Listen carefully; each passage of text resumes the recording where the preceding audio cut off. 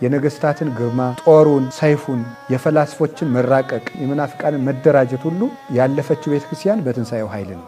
ክርስቶስ ተንሥአ እሙታን ስንል በአብይ ኃይል ወስልጣን የምንለው ይህን ነው። ጌታ ዲያብሎስን ማርኮ ሞትን ሰብሮ እኛም እንድናሸንፈው በሞት ላይ ስልጣንን ሰጠን። ከመስቀሉ ስር የተነሱት ሰዎች ዛሬም አሉ። መጠየቁ ማየት ትችላላችሁ። ዲያብሎስ ሴትን ሲንቅ ይኖር ነበረ፣ በሴት እርግማን ስላመጣ።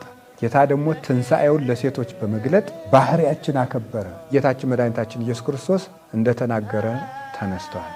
ቸር የምትሆን ፈጣሪ ሆይ በትንሣኤህ እኔንም አንሳኝ። ሁላችንም ከወደቅንበት በብርሃነ ትንሣኤው ያንሳን።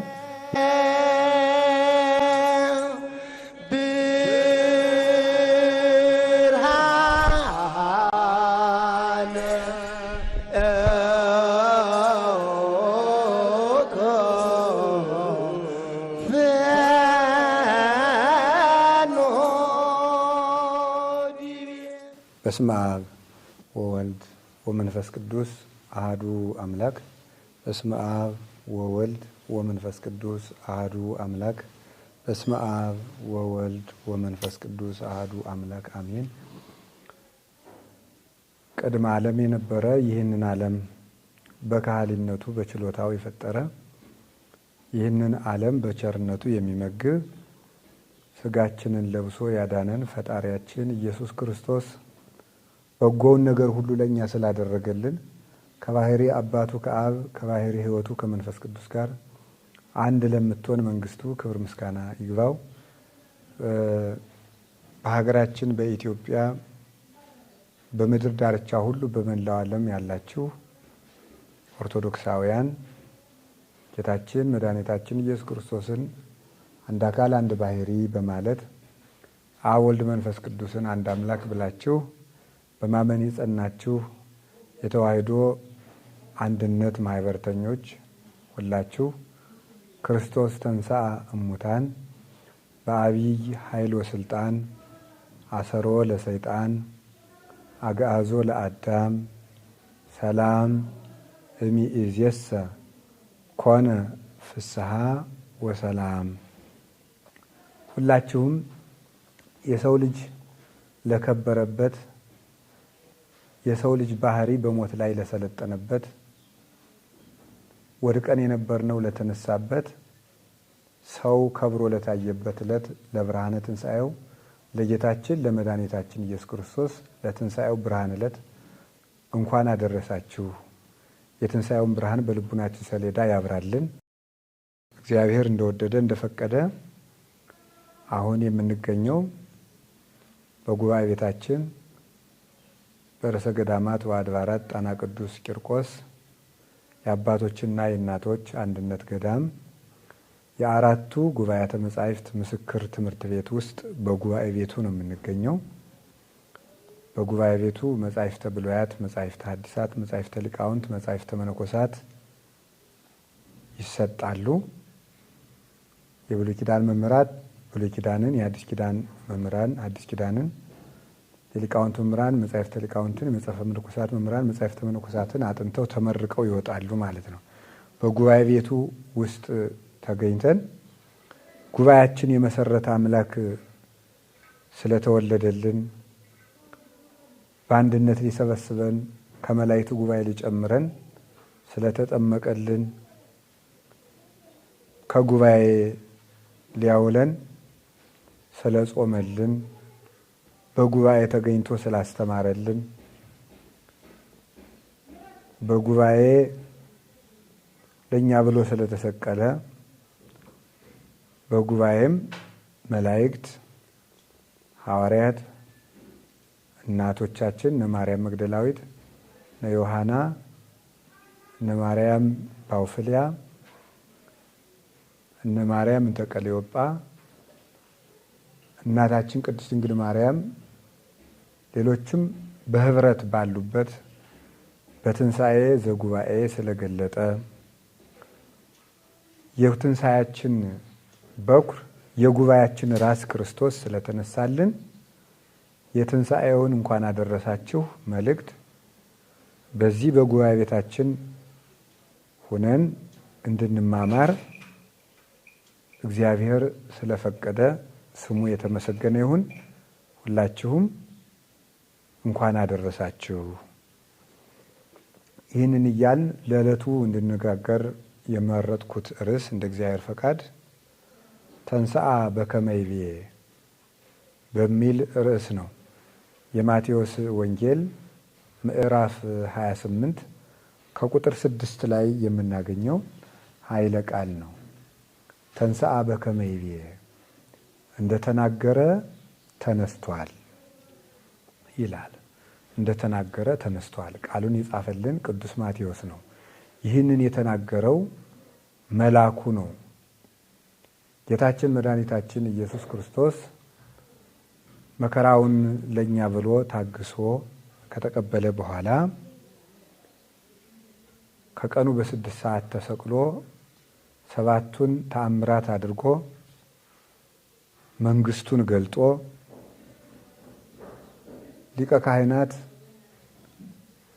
በኩረ ምእመናን እንደመሆኑ 7ቱን ቃላት ተናግሮ የሊቀ ካህናትን ስራ ሰርቶ እኛን ከአባቱ ከመንፈስ ቅዱስ ከራሱ ጋር በማስታረቅ 7ቱን ታምራት በመስቀል ላይ ሆኖ ፀሐይ እንዲጨልም፣ ጨረቃ ደም እንዲለብስ፣ ከዋክብት እንዲረግፉ፣ ከመስቀሉ ስር ሙታን እንዲነሱ፣ አለቱ በደሙ ፍሰት እንዲሰነጠቅ፣ የቤተ መቅደስ መጋረጃ እንዲቀደድ አድርጎ ደግሞ መንግስቱን ገልጦልናል።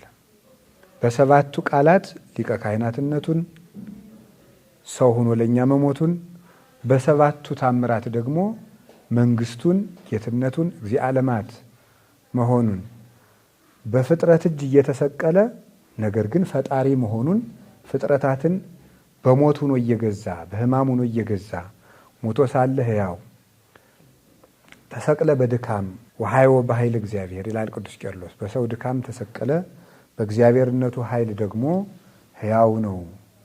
ሞትን አሸነፈ። ልዑል ዘይትነከር ትሑት ዘይሐምም፣ የሚደነቅ የሚመሰገን ልዑል እግዚአብሔር የሚታመም ደግሞ ትሑት ነው ይላል ቅዱስ ሳዊሮስ ዘአንጾኪያ በሃይማኖተ አበው ሲናገር። ስለዚህ የሚደነቅ ልዑል የሚታመም ትሑት፣ እኛን ለማዳን የሚታመም ትሑት ነውና በባሮቹ እጅ የተሰቀለ የሞተ የተገረፈ እርቃኑን የዋለ የተቀበረ እንደ ሰው የሚደነቅ ልዑል የሰማይ ሰራዊት ከምድር ጋር ተባብረው የሚያከብሩት አምላክ መሆኑን መንግስቱን በሞቱ ገልጦ ነበረ። ፀሐይም የፈጣሪዬን እርቃንማ አላሳይም ብላ ከቀኑ 6 ሰዓት እስከ 9 ሰዓት ድረስ ጨለማ ውላለች። ፀሐይ ጸልመ ወወርህኒ ደመ ኮነ ወከዋክብት ወድቁ ፍጡነ ከመ ኢይራዩ እርቃኖ ለዘአልበሶሙ ብርሃነ ይላል አባ ጊዮርጊስ በሰዓታቱ።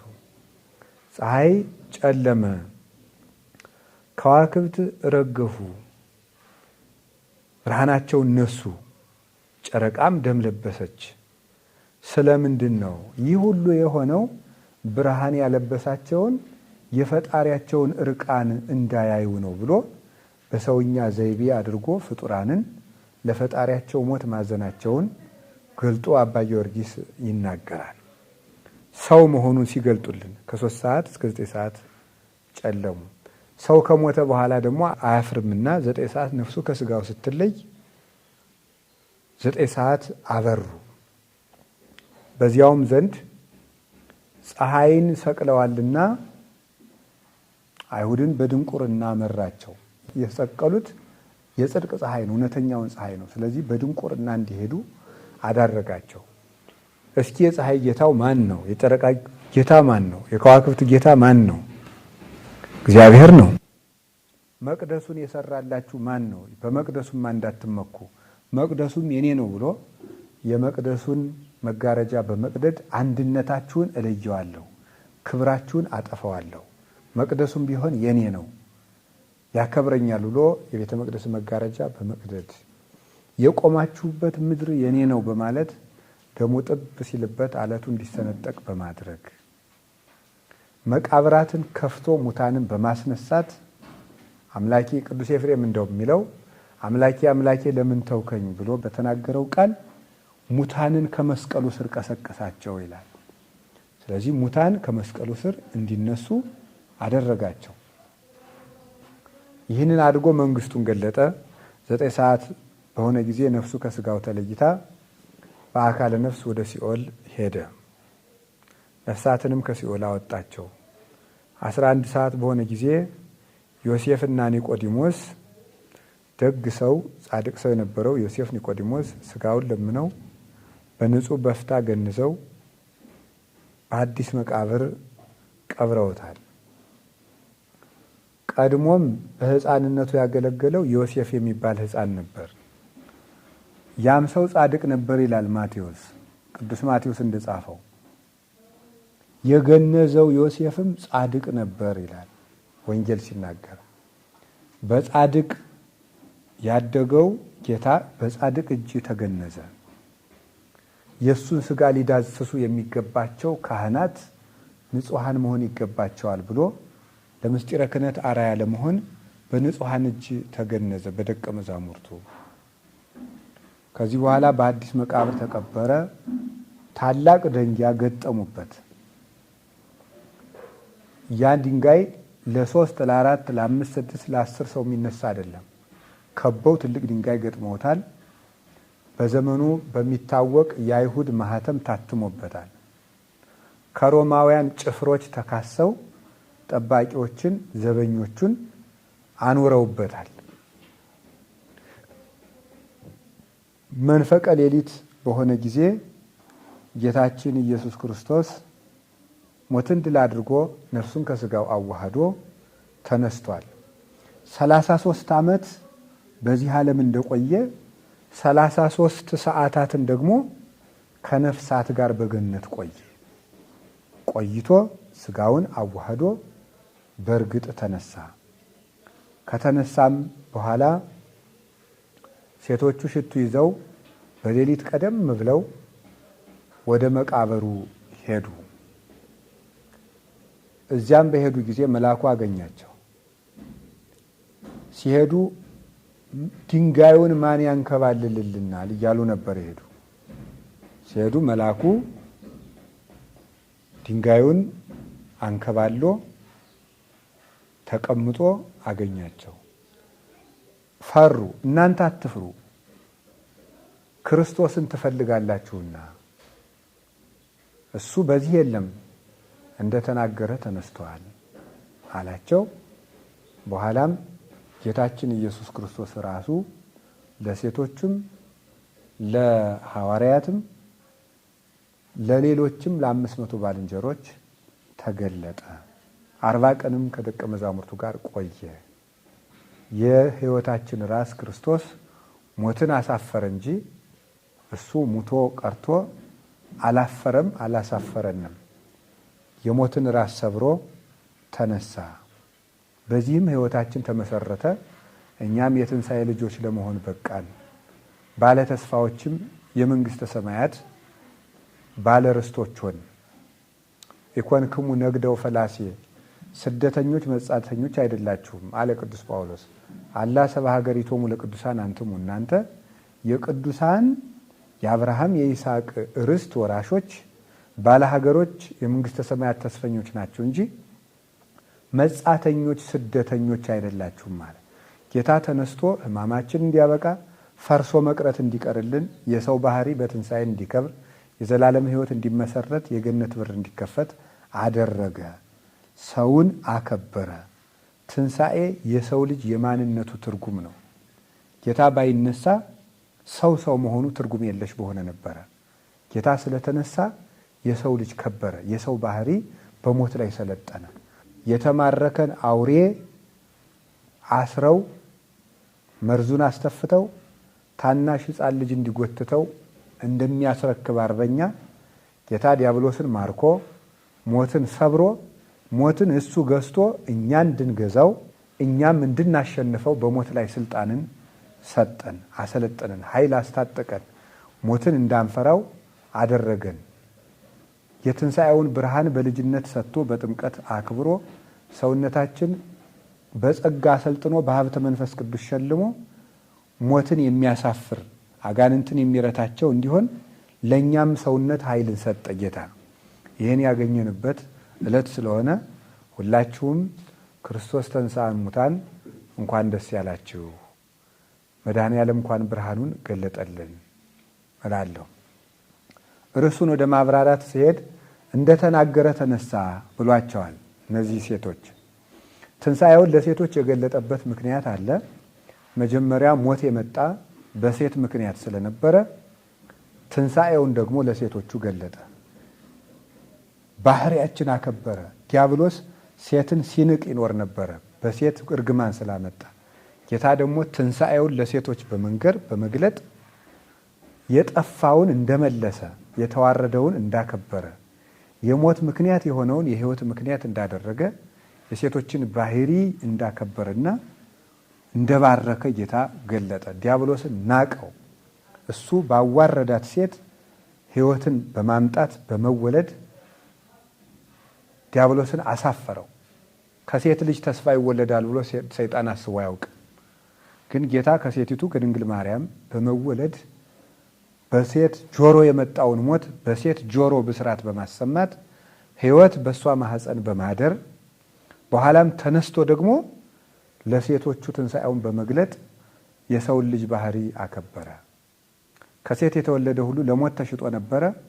ሕይወት ከሴት ተወልዶ ሞትን አሳፍሮ ከሴት የተወለድነውን ሁሉ በክብር ለመቆም አበቃን። የጸጋው ተሳታፊዎች፣ የመለኮቱ ግብር የባህሪ ክብሩ ተሳታፊዎችና ባለሟሎች፣ የክብሩ ወራሾች፣ የክብሩ ቀዳሶች፣ የዘላለም ነገስታት እንድንሆን እሱን ራስ አድርገን ተሰብስበን በሱ ፍቅር ተሸልመን እንድንኖር ለጸጋ፣ ለዘላለም ሕይወት፣ ለባለሟልነት፣ ለሰማይ መንግስት፣ ለክብር፣ ለባለሟልነት ጠራን። የሁሉ የበቃ ነው በትንሣኤው ነው። እንደተናገረ ተነስቷል ያለ ምንድን ነው የሚለውን የመጀመሪያው ስንተረጉም ጌታ በብሉይ ኪዳን እንደሚነሳ ተነግሮለታል። በመዝሙር 77 ላይ ጌታ ሲናገር ወተንሥአ እግዚአብሔር ከመ ዘንቃህ እምንዋም፣ እግዚአብሔር ከእንቅልፍ እንደሚነሳ ተነሳ። ወከመ ኃያል ዘህዳገ ወይን አለ። ከወይን ስካር እንደሚነሳ ስካሩን እንደለቀቀው ጎልማሳ እንዲሁ እግዚአብሔር ተነሳ። ወቀተለ ጸሮ በድህሬሁ፣ በኋላውም ጥልን አጠፋ። ወአልበሶሙ ኀፍረተ ለጸላይቱ፣ ጠላቶቹንም ጉስቁልና ለበሳቸው ይላል። እግዚአብሔር ከእንቅልፍ እንደተነሳ ተነሳ ያለው እግዚአብሔር ወልድ ሞትን ድል አድርጎ ስለተነሳ ነው። ጠላቶቹን በኋላው ገደለ ያለው በመስቀሉ ጥልን ገደለ ማለቱ ነው። ከጀርባው ባለ መስቀል በኋላው ጥልን አጠፋለ። ከጀርባው ባለ መስቀል ጥልን ዲያብሎስንና ሞትን አጠፋ። ለጠላቶቹም ጉስቁልናን ኀፍረትን አለበሳቸው ማለት ላጋንንት ኀፍረትን ጉስቁልናን አለበሳቸው ተብሎ ትንሣኤው ተነግሮለት ነበረ። ከዚያ በምሳሌም ዮናስ በአሳ አንበሪ ውስጥ 3 መዓልት 3 ሌሊት በከርሰ መቃብር አድሮ ተነስቶ ነበረ። ይህ ግልጽ ትንቢት ነው። ጌታም ይህንን ምን ብሎ ተናግሯል? በማቴዎስ ወንጌል ምዕራፍ 12 ቁጥር 40 ላይ ሲናገር በከመ ነበረ ዮናስ ውስተ ከርሰ አንበሪ ሰሉሰ ዕለታተ ወሰሉሰ ለያሌ ከማሁ ሀለወ ለወልደ እጓለ እመሕያው ይንበር ውስተ ከርሰ ምድር ሰሉሰ ዕለታተ ወሰሉሰ ለያሌ። ዮናስ በአሳ አንበሪ ሆድ ውስጥ 3 ቀን 3 ሌሊት እንዳደረ የሰው ልጅም በምድር ሆድ ውስጥ 3 ቀን 3 ሌሊት ይቆያል እና ይነሳል ብሎ ጌታ አስተምሯል። በቁሙ በቃል አስተምሯል። እነሳለሁ ብሎ ይህንን የነገራቸው ምንድን ነው? ጌታ እኔ በእግዚአብሔር ስልጣን አጋንንትን አወጣለሁ አላቸው። እነሱ አይሁድ በቢኤል ዜቡል ያወጽኦሙ ለአጋንንት፣ በአጋንንት አለቃ አጋንንትን ያወጣል ቢሉት እኔ በእግዚአብሔር ስልጣን ነው አጋንንትን የማወጣ አላቸው። በእግዚአብሔር ስልጣን አጋንንትን አወጣለሁ ሲላቸው ምን ብለው ተጠየቁት? ለዚህ ምን ምልክት ታሳየናለህ አሉት። ምልክት ታሳየን፣ በእግዚአብሔር ስልጣን አጋንንትን አወጣለሁ ካልክ እግዚአብሔር ለመሆንህ ምልክትህ ምንድነው ማለታቸው ነበረ። የእግዚአብሔር ልጅ እግዚአብሔር ነውና ምን ብሎ መለሰላቸው ጌታ? ዘማ ትውልድ እሉት ወግፍቲት ትምህርተ ተአስስ። ዘማዊና መንዝራ ትውልድ ምልክትን ትሻለች። ወትምህርት ሰይቱ ሀባ ዘእንበለ ትእምርተ ዮናስ ነቢይ። ምልክት ግን አይሰጣትም ከዮናስ ምልክት በቀር አላቸው። እንግዲህ ዘማዊ ማለት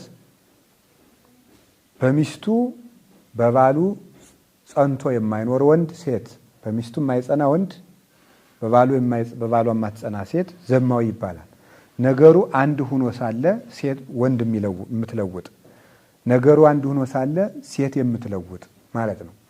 እንደዚሁም ሁሉ የዮናስ ምስክርነት ለእኔ ትንሣኤ ምስክር ሆኖ ሳለ፣ ይህ በቂ ማስረጃ ሆኖ ሳለ ሌላ አምጣ ማለት ዝሙት ነው።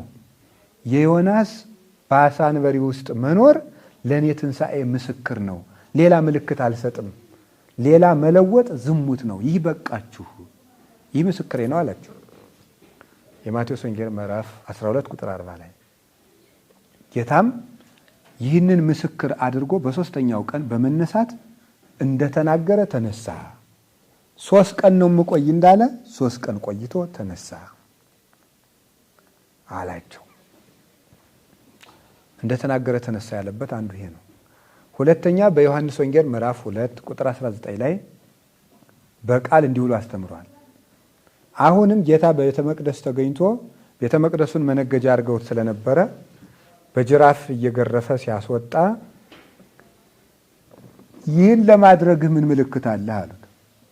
ቤተ መቅደሱ የእግዚአብሔር ነው። አንተ ቤተ መቅደሱን የምታጸዳበት የእግዚአብሔር ልጅ የመሆንህ የእግዚአብሔርነት ስልጣንህ ምልክትህ ምንድን ነው አሉት። ንስትወ ለዝንቱ ቤተ መቅደስ ወበሰሉ ስለት አነሰው። ይህን ቤተ መቅደስ አፍርሱት፣ በሶስተኛው ቀን አነሳዋለሁ እሰራዋለሁ አላቸው። እነሱም በ46 ዓመት ታንጸ ዝንቱ ቤተ መቅደስ ወአንተሰ በሰሉ ስለት ታነሰው። 46 ዓመት የተሰራውን ቤተ መቅደስ በ3 ቀን እሰራዋለሁ ትላለህ አሉት። ውእቱሰ በእንተ ቤተ ሥጋሁ ይቤሎሙ አለ ወንጌላዊ። እሱ ይህን ቤተ መቅደስ አፍርሱት በ3 ቀን እሰራዋለሁ ማለት እናንተ ሥጋዬን ቤተ መቅደስ የተባለ ሥጋዬን ተሰቅሉታላችሁ፣ በ3ኛው ቀን አስነሳዋለሁ እያላቸው ነበር አለ ወንጌላዊ ዮሐንስ። ስለዚህ ተንሥአ በከመ ይቤ ቤተ መቅደሱን አፍርሱት እነሳለሁ እንዳለ ተነሳ፣ እንደተናገረ እነሳለሁ ብሎ አስቀድሞ ተነግሯል። አንዳንድ ሰዎች ኢየሱስ አልተሰቀለም፣ በኢየሱስ ምትክ ሌላ ሰውን የተሰቀለ ይላሉ።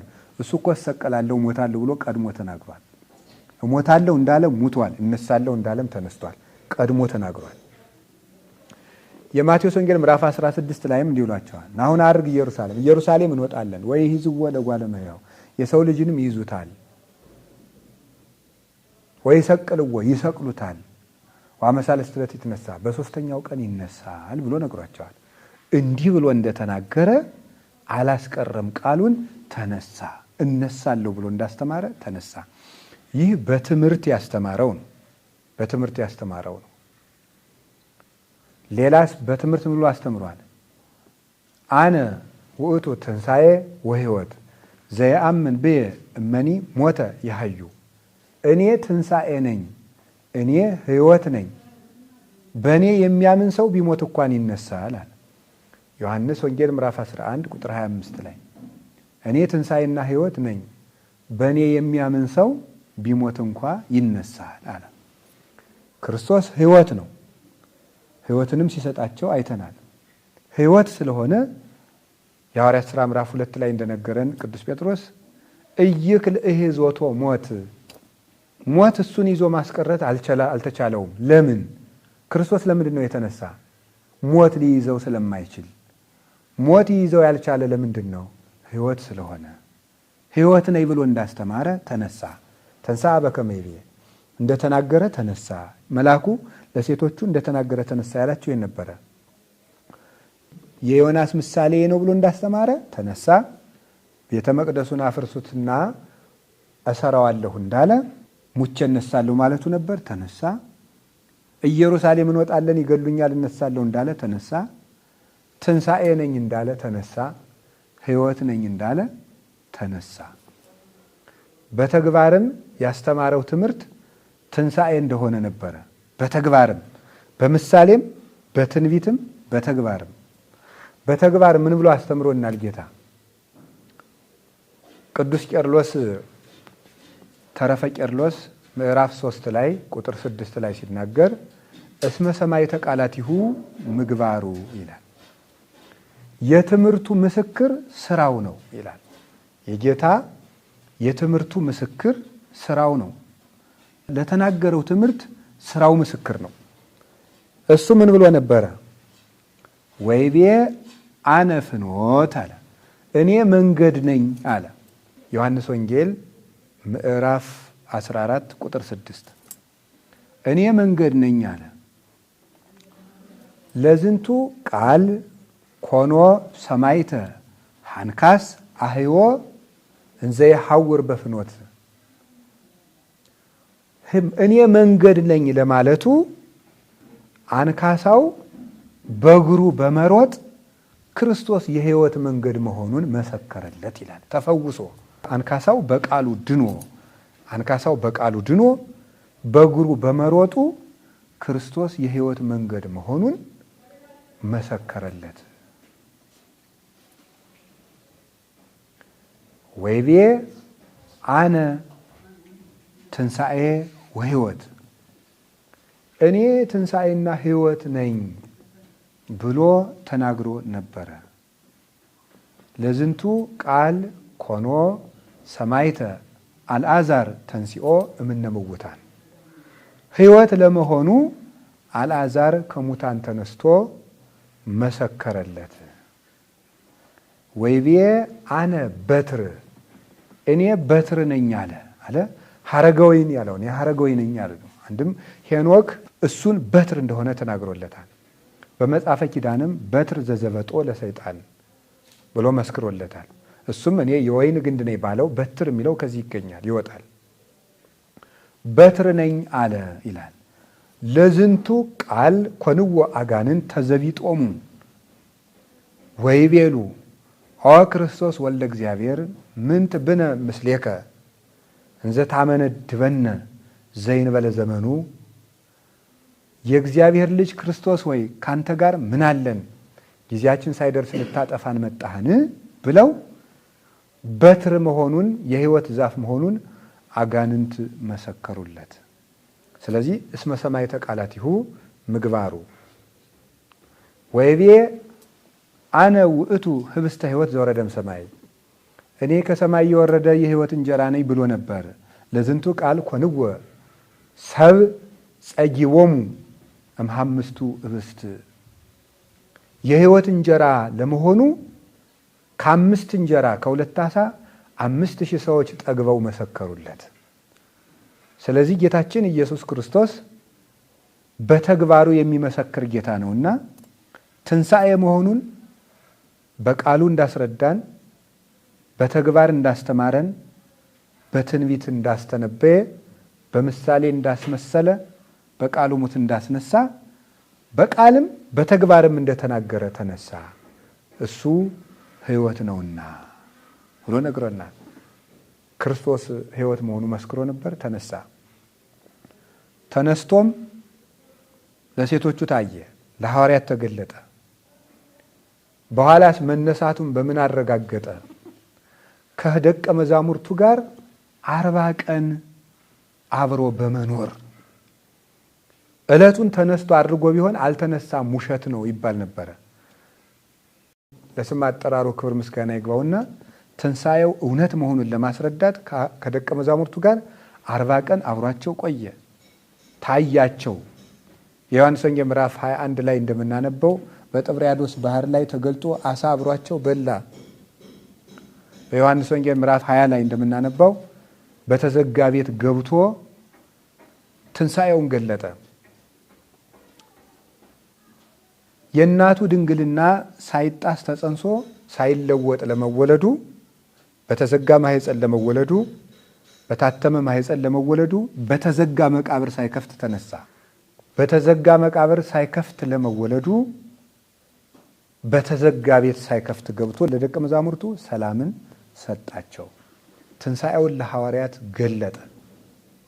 ይህ ብቻ አይደለም፣ አርጎ መንፈስ ቅዱስን ላከ። ስለዚህ ምን አለ ቅዱስ ጳውሎስ? ዋርአየ ከመ ወልደ እግዚአብሔር ውእቱ በኃይሉ ወበመንፈሱ ሮሜ ምዕራፍ 1 ቁጥር 4 ላይ ሞትን ድል አድርጎ በመነሳቱ መንፈስ ቅዱስን በመላኩ የእግዚአብሔር ልጅ እንደሆነ ገለጠ ይላል። ባይነሳ ኑሮ መንፈስ ቅዱስን ባላከላቸው ነበር። መንፈስ ቅዱስ በመውረዱ በመነሳቱ ኃይሉን ገለጠ፣ እግዚአብሔር መሆኑን ገለጠ። ለዚህ ነው ክርስቶስ ተንሥአ እሙታን ስንል በአብይ ኃይል ወስልጣን በገናና ስልጣኑ ተነሳ የምንለው ይህን ነው። የማን ሞት? መንፈስ ቅዱስን ልኳል። በማን ሞት ሰዎች መንፈስ ቅዱስን ተቀብለው ኃይል አግኝተዋል። ስለዚህ ጌታችን ኢየሱስ ክርስቶስ በእርግጥ እንደተናገረ ተነስቷል። ደቀ መዛሙርቱንም ኃይል አስታጥቋቸዋል። ያ ኃይልም ተከትሏቸዋል። በትንሣኤው ኃይል ሰማዕትነት ተቀብለውበታል። ግፍ ተቀብለዋል። በግፍ ተገርፈዋል። በግፍ ተሰቅለዋል። በግፍ አንገታቸው ተቆርጧል። በግፍ ተሰደዋል። በእሳት ተወርውረዋል። ቅዱስ ጳውሎስም ለዚህ ነበር ክርስቶስ ካልተነሳማ እኔስ በየቀኑ ምሞት በከንቱ ነውን ይላል። ተስፋ ለሌለው ሕይወት ነው ምሞት ይላል። ስለዚህ ለትንሣኤው ምስክር አንዱ የደቀ መዛሙርቱ ተአምራት ማድረግ ነው። ነግሯቸው ነበር፣ እኔ እሞታለሁ፣ እነሳለሁ፣ እናንተ ፍሬ ታፈራላችሁ፣ ያ ፍሬ ለዘላለም ይኖራል።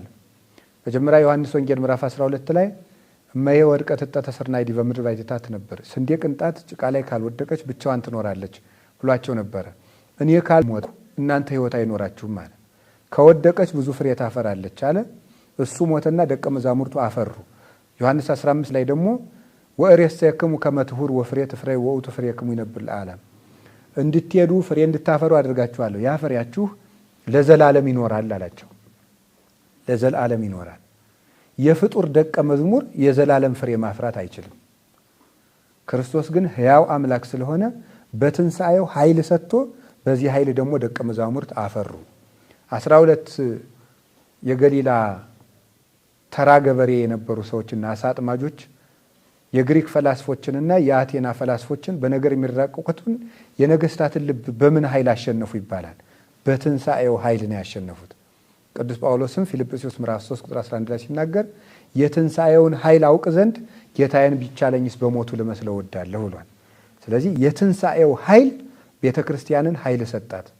የነገስታትን ግርማ፣ ጦሩን፣ ሰይፉን፣ የፈላስፎችን መራቀቅ፣ የመናፍቃንን መደራጀት ሁሉ ያለፈችው ቤተ ክርስቲያን በትንሣኤው ኃይል ነው። የደቀ መዛሙርቱ ኃይል የትንሣኤውን ኃይል ያስረዳል። በዚያውም ላይ የተነሱ 500 ባልንጀሮች ከመቃብሩ ስር የተነሱ 500 ባልንጀሮችን ተገልጦላቸዋል። ወአስተርአዮሙ ለዘይበስሑ እምአምስቱ ምዕት ወመብዝቶሙ ሀለው እስከዚህ ከ500 ለሚበልጡ ባልንጀሮችም ተገለጠላቸው ብሏል ቅዱስ ጳውሎስ አንደኛ ቆሮንቶስ ምዕራፍ 15 ቁጥር 6። ከ500 ተነስቶ ለሐዋርያት ታያቸው፣ ለሴቶች ታያቸው። ከ500 ባልንጀሮ ከፍ ለሚሉ ባልንጀሮች ታየ።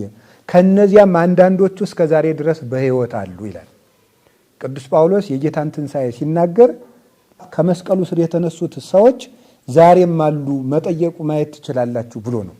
በሕይወት ያሉ ሰዎችን ወወእለኖሙ ያንቀላፉም አሉ፣ የሕይወት ምስክሮችም አሉ። ሌላው የጌታችን የመድኃኒታችን ኢየሱስ ክርስቶስ የትንሣኤው ምስክር የጠላት ምስክር ነው። የጠላት ምስክር አይሁድ ያደረጉት ተንኮል ጌታ እንደተነሳ ምስክር ነው። የመጀመሪያው መቃብሩን ትልቅ ደንጊያ መግጠማቸው ነው። ያን ደንጊያ ማንም ማንሳት አይችሉም። ደቀ መዛሙርቱ እንኳን እንዳያነሱት ቅዱስ ዮሐንስ አፈወርቅ ይህን አንቀጽ ሲተረጉም እንደተናገረው በጾም በጸሎት የደከሙ ድሃ ምስኪን ሐዋርያት ያንን ድንጋይ የማንሳት ጉልበት የላቸውም ብሏል። ትልቅ ደንጊያ ነው የገጠሙት። ስለዚህ ያ መገጠሙ እንደታተመ ደግሞ መነሳቱ ሲከፈት ደግሞ ስጋው አለመገኘቱ የጠላት ምስክርነት ነው። ሁለተኛ በማህተም አትመውታል። ያ ማህተም እንደታተመ ነው፣ ታትሞ ታሽጎ ነው የተቀመጠ። ያ መታተሙ እነሱ እንዲያውም ቅዱስ ኤፍሬም ሲናገር እነሱ ተንኮል በጨመሩ ቁጥር የጌታ ትንሣኤው ይበልጥ ይገለጣል ይላል። ከዚህ ቀጥሎ አይሁዳውያን ጠባቂዎቹን መሾማቸው ነው። የሮማ ወታደሮችን ጠባቂ አድርጎ ሾመዋል። በዚያ ወራት ተሰቅሎ የሞተን ሰው ሮማውያን ያን ጊዜ በሮማውያን ሕግ መሰረት ነው የሚተዳደሩ አይሁዳውያን። በሮማውያን ሕግ መሰረት ተሰቅሎ የሚሞት ሰው የመጨረሻ ወንጀለኛ ነው። ተሰቅሎ የሚሞትን ሰው መቃብር የሚጠብቅ ሰው ደግሞ ያንን ተሰቅሎ የሞተ ሰው አጽም ወይም በድን ቢያሰርቅ እሱ የሚሞተው ተሰቅሎ ነው። ስለዚህ ወታደሮቹ ሊተኙ አይችሉም ማለት ነው። ለምን? ተኝተው አድረው በስጋው ቢወሰድ እነሱንም የስቅላት ሞት ይጠብቃቸዋልና ቅጣታቸውን ስለሚያውቁ ተክተው የሚጠብቁ ወታደሮች ተሹመውበታል። ቀጥሎ ምስክር የሚሆነው ደቀ መዛሙርቱ ሰርቀው ወሰዱት ብለው ገንዘብ መስጠታቸው ነው። በሉ ብለው ምስክሮችም ሲጠየቁ አንደኛ ደቀ መዛሙርቱ ወሰዱት ብለው መስክረዋል። ቅዱስ ዮሐንስ አፈወርቅ ይህንን ሲሞግት ምስክሮቹን ሲሞግታቸው እንኳን እነዚህ ሰዎች በሐሰት ምስክርነት በገንዘብ ተገዝተው መቅረባቸው የጌታን ትንሣኤ ይበልጥ ግልጽ ያደርጋሉ። ለምን? ደቀ መዛሙርቱ ወሰዱት። አንደኛ ደካሞች ናቸው፣ ያን ድንጋይ መፈንቀል አይችሉም። ሁለተኛ ወታደሮቹ ሊያሳልፏቸው አይችሉም። ሶስተኛ ደቀ መዛሙርቱ ፈርተው ነበርና ስጋውን የመውሰድ ድፍረት አያገኙም። እንኳን እስከ ሞተ በኋላ ሊደፍሩ በሕይወት እያለ እንኳን ጥለውት ነው የተበተኑት ፈርተው። በኋላም በተዘጋ ቤት ነው ያገኛቸው። አራተኛ ወታደሮቹ ከተኙ አላዩም። ያላየ ደግሞ ምስክር ሆኖ አይቆምም። ወሰዱት ማለት አይቻልም። ካየ ደግሞ መስደድ የለበትም። ለምን? ጠባቂ ሆኖ ተሹሟልና። በዚህ ሁሉ የሐሰት ምስክርነታቸው የጌታ ትንሣኤ ይበልጥ ተገልጧል። ያም የትንሣኤው ኃይል አስቀድመን እንደተናገር በሐዋርያት፣ በሰማዕታት፣ በጻድቃን ሕይወት ተነስቷል። የፍጡር ደቀ መዝሙር ሙት ሊያነሳ አይችልምና በኢየሱስ ክርስቶስ ስም ሙት አነሱ፣ ድውይ ፈወሱ፣ አጋንንትን አወጡ፣ ጣዖታትን በሙሉ ሰባብረው አጠፉ፣ የነገስታትን ልብ ማረኩ። ይህ ሁሉ የትንሣኤው ኃይል ነው። ስለዚህ ጌታችን መድኃኒታችን ኢየሱስ ክርስቶስ እንደተናገረ ተነስተዋል። እኛም እንነሳለን። በተነሳ ጊዜ የትንሣኤውን ብርሃን ያለብሰን ዘንድ በጎ ስራ ሰርተን በቀኙ ለመቆም ያብቃን። አምላኬ ኄር አንሥአኒ በትንሣኤከ እንዳለ ቅዱስ ያሬድ ቸር የምትሆን ፈጣሪ ሆይ በትንሣኤህ እኔንም አንሳኝ ብሏልና ሁላችንም ከወደቅንበት በብርሃነ ትንሣኤው ያንሳን። የልቡናችን ጨለማ፣ የህሊናችን የድንቁርናችን ጨለማ፣ የመከራውንና የሰላም ማጣቱን ጨለማ ሁሉ ለሀገራችን ለኢትዮጵያ፣ ለመላው ዓለም ሁሉ የትንሣኤውን ብርሃን ይግለጥልን። ወስብሐት ለእግዚአብሔር አሜን። ይቆየን።